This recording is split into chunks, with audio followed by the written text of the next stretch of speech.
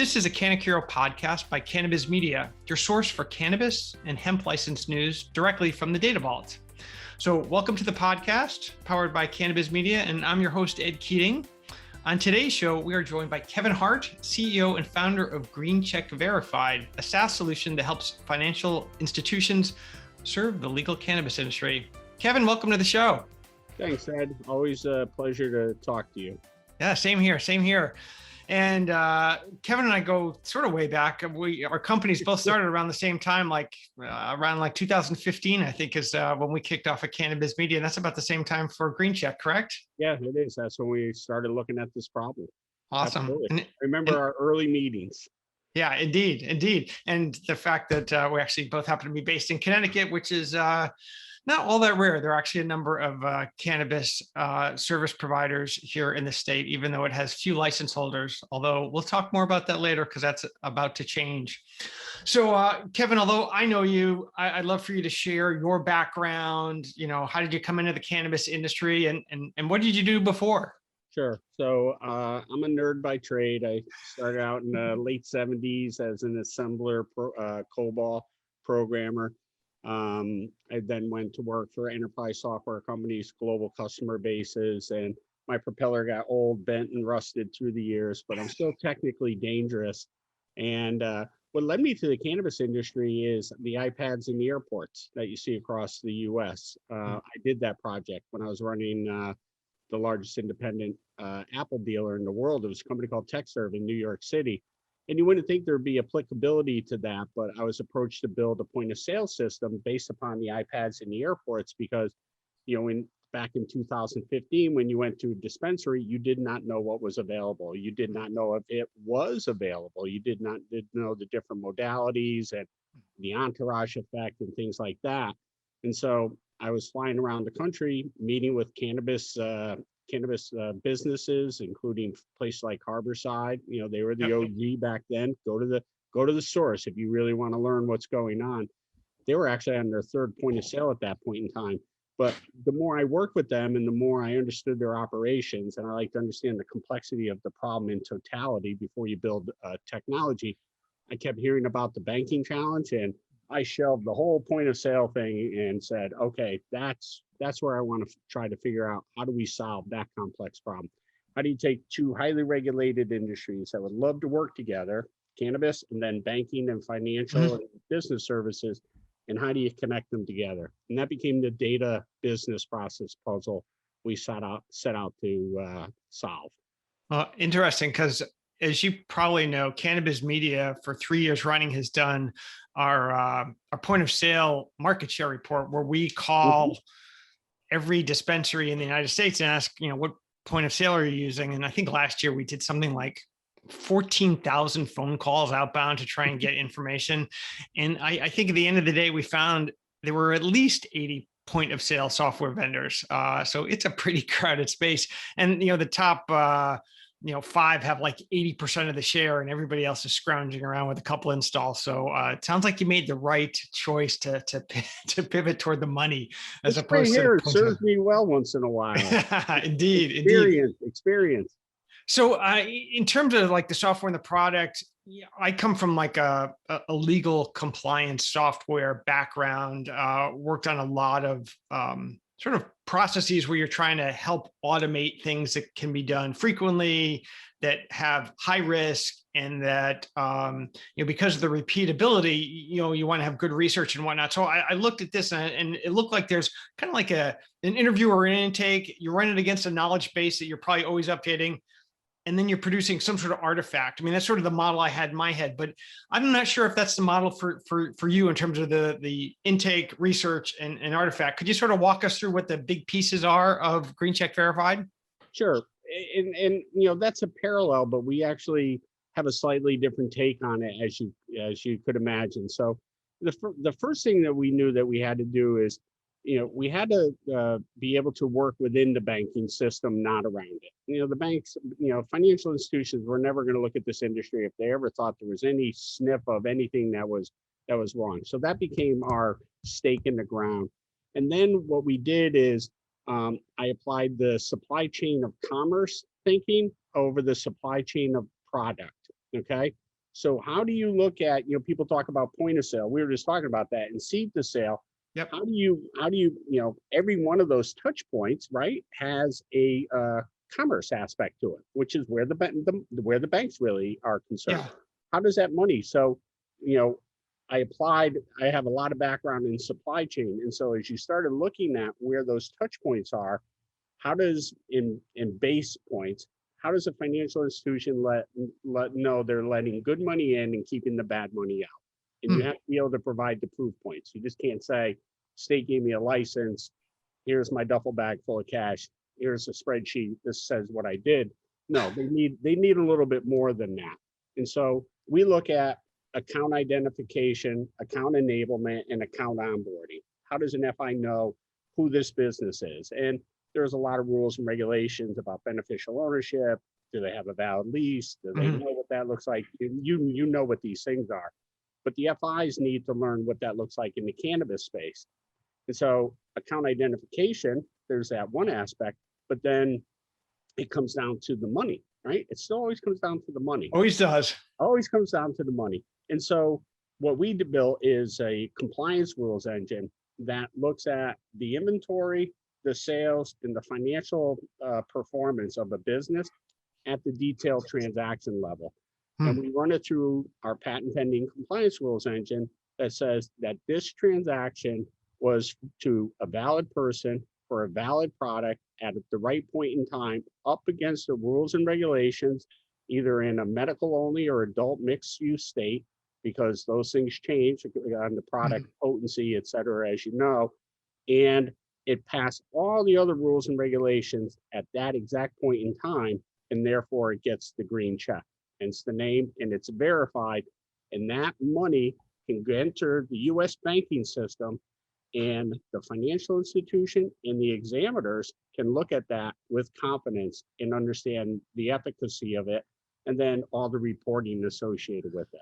So interesting. I mean, one thought that just popped in my head as you were speaking was, as you're checking it against that knowledge base, which is, a key component of most of the products I've worked on in the last 20 years, is that knowledge base in the middle.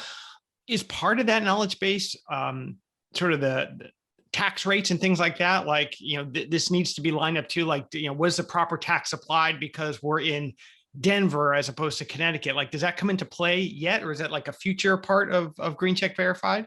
That would be a future part, because right now we're attacking access to financial and business services. And so, the bank wants to know that you're paying your taxes, you're not delinquent, your Right. business isn't going to be seized. But for them to be able to take the commerce aspect of your operation and create those depository accounts and all the other services they want to offer you, they want to know that the money that you're presenting for deposit matters, and then the rest follows later. Early on, we were looking at the tax as a method to work with the states, but the states started looking at seed to sale, et cetera. So we weren't trying to solve point of sale problems, we aren't going to try to solve the tax problems. Yeah.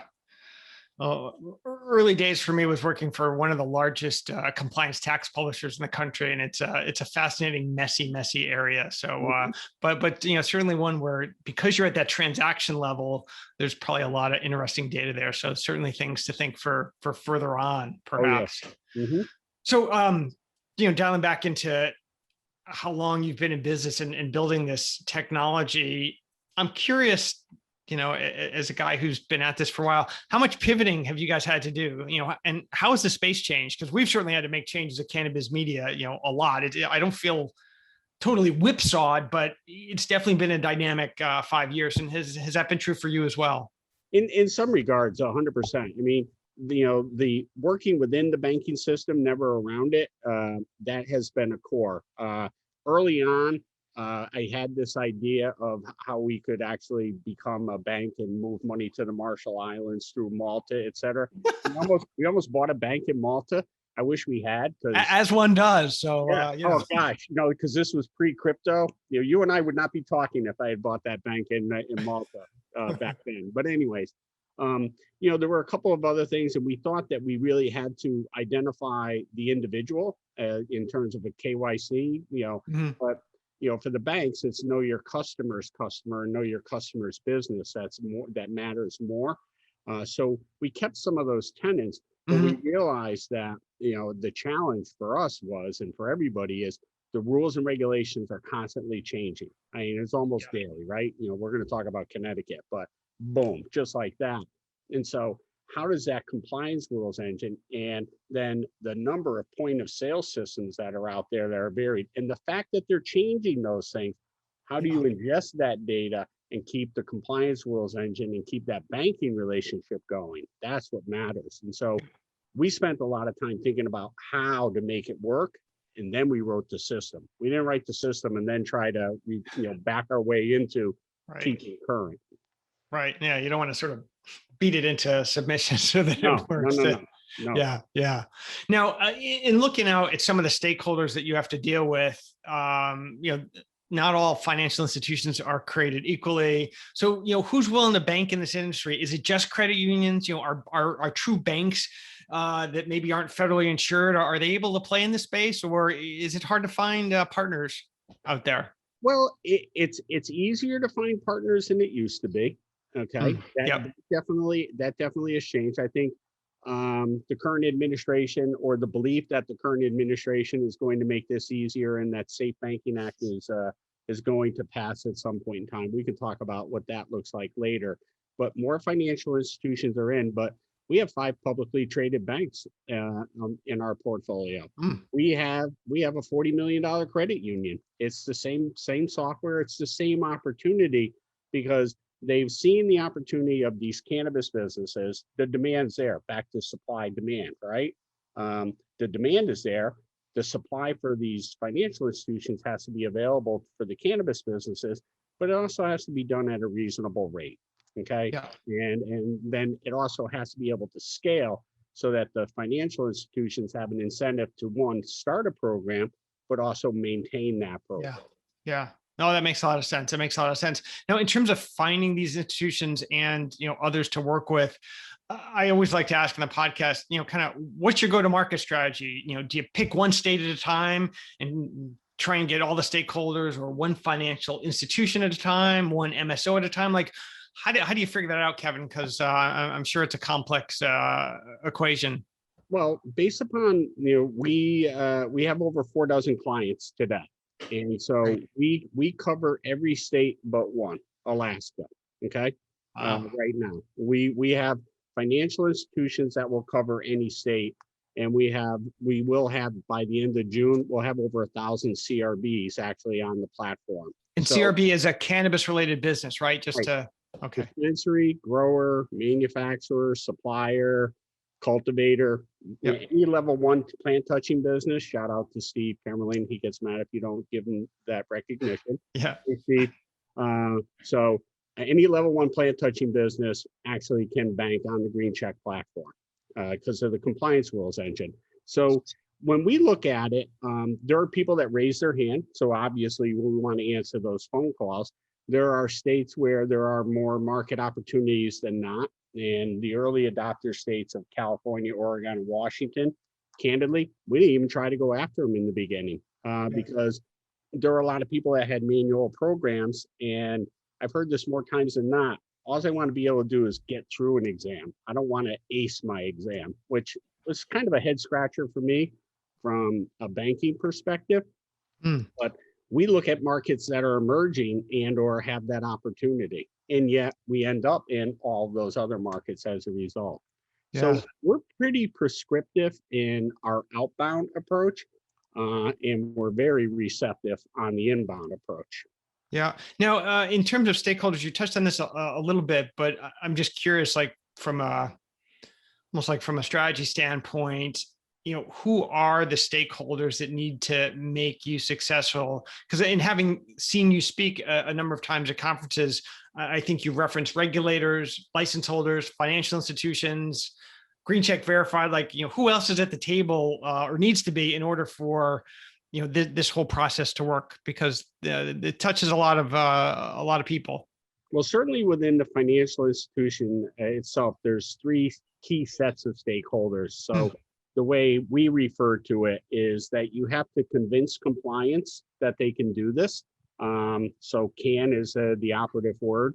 But then you also have to be able to demonstrate and show to the board and the C-suite why they would do this. And then ultimately, when those three things are aligned in that triangle of influence, then you get to the how, which is green check.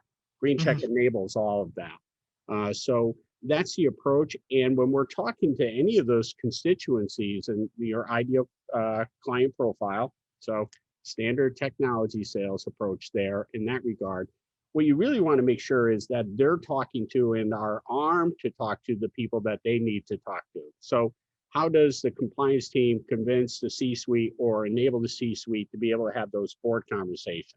How do they both enable that? How do you go to your examiner? How do you talk to your insurance provider? How do you talk to your corresponding bank? And that says you're going to get into this. Nobody likes the surprise, but when you create that opportunity in that ecosystem of shared information and documented approach that has gone through audits and exam cycles, people start to become more comfortable. So there is a bit of a flywheel effect. Interesting. Yeah. That's a good analogy. Just jumping ahead a bit in terms of like strategy, point of differentiation, how do you segment the market? Like, I think of, as we've been looking at license holders and the companies that own them for the last 5 years, we have some views in our head, like, there are MSOs, there are SSOs, et cetera. But, how do you break apart, who's a most likely client as you look across the industry? That's up to our FI partners, candidly. Got it. Because we enable all that. So we have some FI partners that only want to talk to MSOs, or will only talk to somebody who's a $250 million plus annual run rate business. They're not interested in the other market segments for their own reasons. Okay, and they justify that. We have other folks. Again, if it's a $40 million credit union, how many clients can they actually take on before their concentration ratios start to become a challenge for them? And they always have to look at their exit and liquidity strategy. So that's why we built all of this information into the platform so that you can actually monitor your program. So this is where I will get on site soapbox. I promise it'll be fast, Ed. You can edit this out. People talk about cannabis banking. That sentence is backwards. This is about banking cannabis, okay? And it's not just flipping the words around, okay? The verb is banking, okay? Cannabis is the noun in the industry that you're going to bank. You have to be able to run an entire banking program. You can't just look at in bits and pieces and slices of information. It all has to be available to you in one umbrella. All the information, all the decision points, all the action, and then the audit trail of what you did, all has to be available to you. That's how banks run for any other business. Right. This is so highly regulated that it requires even that extra level of information. Yeah, no, it's interesting because typically with anything, a piecemeal approach is not the best way to do it. You really need to have a strategic or environmental understanding of what's happening there. So I like, how you, change that phrase and, how people need to think about the industry. So sort of part and parcel with that, let's talk about how our two companies work together. Your firm uses Cannabis Media, and I'm curious, how that helps you and how your team utilizes the Cannabis Media licensing database to hopefully achieve some of your goals. Well, it's interesting. You were talking about earlier how that information that you have, and when we first met each other, and I remember that meeting very well in our conference room down in Science Park. We kind of both looked at each other at the end and go, I think you're onto something, but I'm not sure I see it, right? And then we kind of constantly keep running into each other. And I have to say, I've said this even outside this podcast, I love how your company has evolved and what it does. Because I think hands down, you present that data the best. And the reason why, where we really enjoy it and why it's relevant, and I'll let a trade secret out here and watch how fast other people copy this. You cannot go to a banker and say, the cannabis industry is $50 billion, okay? There's no context for them, okay? You can't go to a bank, and I say Toledo, Ohio, because I like Toledo. You can't go to the banker in Toledo, Ohio, and say it's whatever the number is for Ohio. It's a $3 billion industry. There's no context for them. You have to get it to what's the context for them. And for us to be able to use your information, your technology to identify what that market's really like, that helps us identify those FIs that we should talk to. And it helps them understand what that business is, because they know these cannabis businesses as, they drove by a dispensary or they heard there's a cultivator over here, but there's still that perception versus reality that's out there. And the information that you guys have is just so exceptional. It helps us keep our thinking clear. That's great. I know there's one CEO I've interviewed on the podcast before, and he said the way he used it as a C-level executive is when the board calls and says, I've got questions, he says, I've got answers, because I've got Cannabis Media, and I can say how many cultivators are, here in this, valley of California or whatnot. So, that's great to hear. And I think you're right about the context piece, because, when I talk to people about Connecticut, I'm like, oh, well, there's some cannabis licenses here. One, we know how many there are, but the interesting thing for me is how many hemp licenses there are in Connecticut vastly outstrips the number of cannabis licenses. Most people don't know that because it doesn't get to play, but it's information that is available. So I was going to ask you sort of from a hemp or CBD space, does that come into play at all for your financial institutions? Like, is that an issue for them, or because it's kind of federally legalized, it's no longer a hurdle for those businesses? It does come into play, because a lot of folks still think that's the toe in the water. And then what we actually show them is that you can in a more compliant fashion and easier actually bank a marijuana business than you can a hemp business, because of some of because of the information that's available and the information that you can extract. Within the CBD and hemp space, there's a lot of gray area there, right? Is it hot hemp? Is it not? Who's saying it is? Who isn't? In the marijuana space, I mean, these are controlled products, and you have a lot more information. And so we've had people approach us to say, oh, I never want to do marijuana. I want to talk about this. We walk them through it, and they're like, oh, I never want to do hemp or CBD. Let me get into the marijuana space. Yeah. Well, sort of like we have mixed use customers, but it's like, are you in a highly regulated business? So, for example, it was probably about a year or so ago that Florida licensed or allowed to be licensed anybody who wanted to sell CBD. We added like 5,000 records to our database. And all I really asked people to do is check a box if you're going to sell CBD. And as I looked at the data and analyzed it, it was sort of who you'd expect. It was every grocery chain, every gas station chain, every convenience store. And why, Kevin?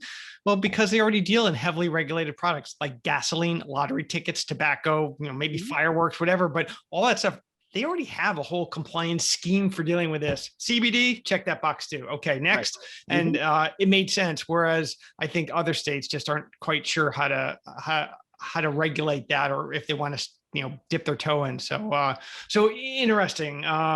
Because I think we're going to see more of these products coming down the pike and seeing them in our local stores here in Connecticut and whatnot. Cumberland Farms, I'm sure, will be selling CBD right across the street. Right across the street there. But isn't this, so the most fascinating thing about this, Ed, to me is, okay, so here you have the federal government, marijuana is illegal.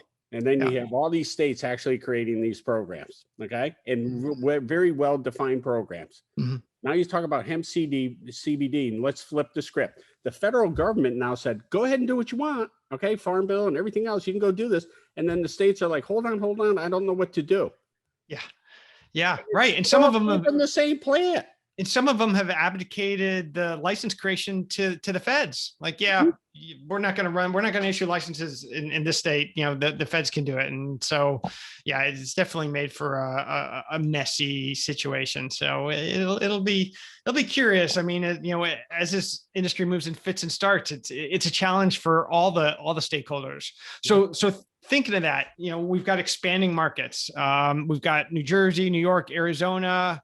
So the question I had for you, Kevin, is when a new state comes on or is about to come on, what does that mean for you? Do you immediately start reaching out to the financial institutions that serve New Jersey, or, do you have to wait for something else to happen, like licenses to be issued? Like, what is that timeline like when a state goes legal or, is about to become legal?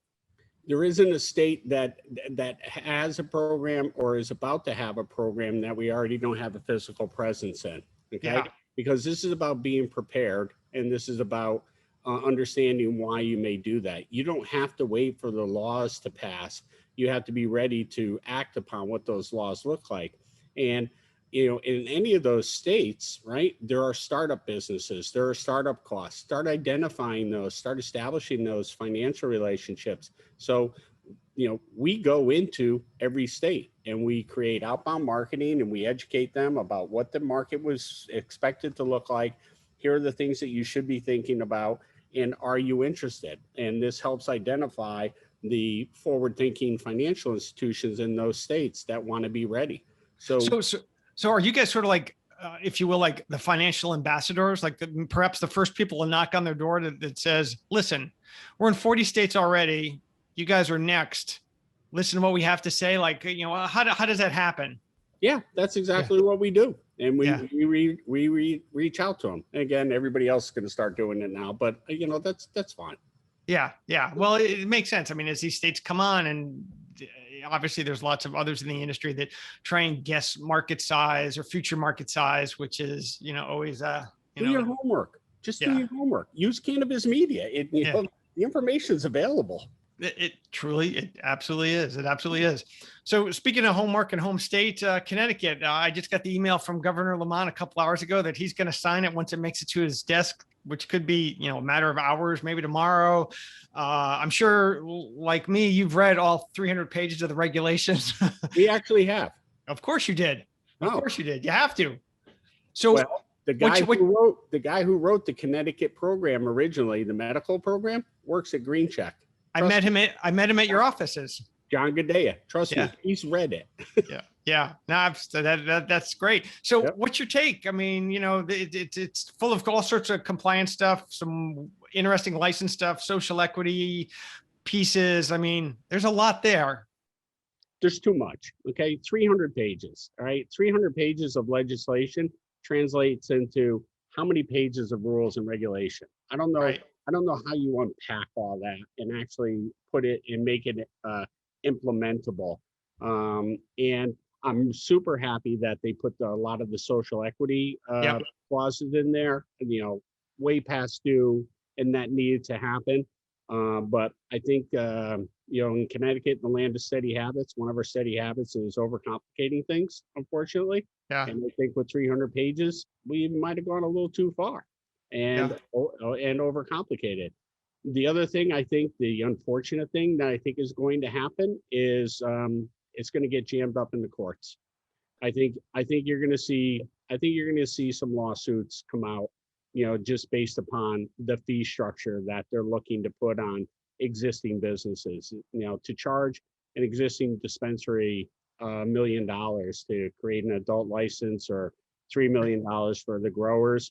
There's no other fee structure like that anywhere. It's a good point. I mean, as we're talking about in preparation for today's broadcast, you're just looking at other states, because back in 2017, Cannabis Media wrote a book called the Marijuana Licensing Reference Guide, where we looked at all the states and all the rules and regs and how they were different. It was kind of a byproduct of building the database. And, one of the things that we looked at was fee structure, tax structure, and whatnot. But, just simply, what does it cost to get a license in Oklahoma?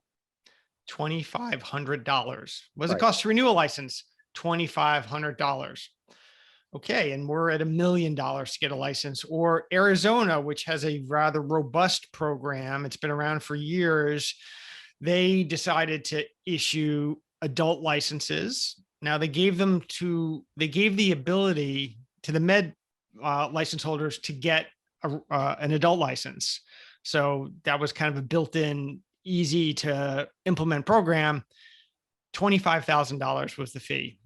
And they all did it within the first month, and many did it within the first 72 hours. Like, right. Hey, that's an easy deal. $25,000 and I double the value of my license. Sure. So yeah, I agree. It's those are some pretty big fees. The only other state that's coming up with fees like that I've seen lately is our neighbor, Rhode Island. They have some pretty ridiculous fees as well. So I don't know what that's going to do, since so many MSOs own a lot of these licenses. But there still are independents here in Connecticut. And, and if you look at 280E and everything else, I mean, quick math, you probably have to sell $5 million worth of product Oh yeah. Generate $1 million in income to just pay the fee, and you're still not making any money still. So how long is it going to take to sell 5 million? You got to pay the million, and then you're still chasing your profitability. Does it enhance the value of your business? 100%. But are you going to put that much money out and bet on the come, especially when a dispensary can, for every, what did they say? For every 25,000 people in population versus 2,500 for a liquor store, you're adding a lot of competition nearby. Right. Huh. Well, although I remember currently looking at the state of New York, it's like one dispensary for every 500,000 people, because they way underdid that one. So yeah, it's definitely going to have, as you said, a lot of lawsuits. I mean, it follows a cycle where, yay, it got passed, yay, celebration. Now it's going to be 18 to 24 months before anything happens because of the lawsuits and all the other stuff that's going to happen. And they're going to have to take those 300 pages of rules and regs and figure out where to go next. But let's take it up to another level, looking at the federal level. So, for all the years I've been in the industry, there's been talk about banking and tax reform for the cannabis industry. What's your take on that? And what impact would that have on Green Check Verified if suddenly things got closer toward federal regulation? Like, does that impact your business at all? Is it a boost? Is it a hindrance? Is it, who knows? It's gas on an open flame. It's a gigantic boost. And I really firmly believe this. And we talk to a lot of people, so it's not just me, free time thinking. We're at the BSA low bar today for this industry. As more and more states come online, and as more mixed programs, medical and adults, those lines are being blurred. What's also, the federal government is never going to just simply green light, this industry. The cannabis domestic market, and these numbers way better than I had, but domestic cannabis sales, legal, illegal, et cetera, combined is about $100 billion a year. Sounds right. Take, right? So today we're talking about $25 billion that are going through dispensaries or licensed cultivation. Right. Well, that was $75 billion in commerce is still going on. The Treasury Department, under no circumstances, ever going to go green light, let it into the banking system. Not going to happen. Right. So, Safe Banking Act, for all its language, there's a few things, okay? It says you will be able to bank compliant cannabis businesses without fear of prosecution. There's not a period at the end of that sentence, okay? The comma says, provided you're following all the rules and regulations. So Washington can't help themselves. There will be more rules and regulations. Right. We touched on the Treasury Department. They're not going to just green light, all the illicit money coming through. The BSA is at the low bar it is today. And I firmly believe, too, because you're looking at decriminalization of the plant, the product, et cetera, not talking about expungement or any of those other things.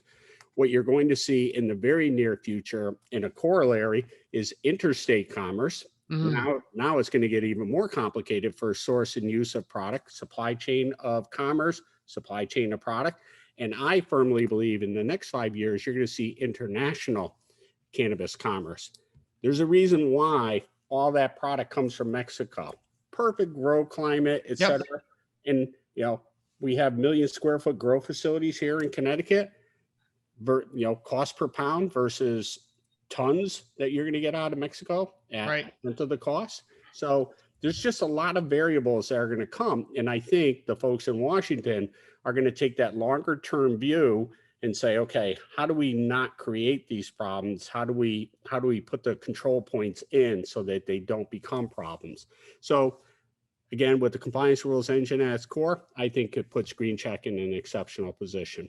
Yeah, no, I agree. And with the international piece, that is quite interesting, because we already see that happening now with Canada, doing some exporting, but how long will that business last? Because in Europe, there are a lot of places that have really great grow environments that could become sort of like the green bread basket, I've heard it described, of Europe, and supply all the continent, like I think Portugal, Spain, et cetera, places where they can grow wine and other things, just like California. Why not do that here instead of shipping stuff across from Canada as a liquid or biomass from Colombia? I mean, that just is complicated and expensive. So well, it's certainly been a dynamic 5 years and a dynamic interview today, Kevin. So I want to thank you for joining us. This has been great. And I look forward to seeing you hopefully at a conference in person before too long. We've already sent our salespeople out to a couple of them so far in these last couple of weeks.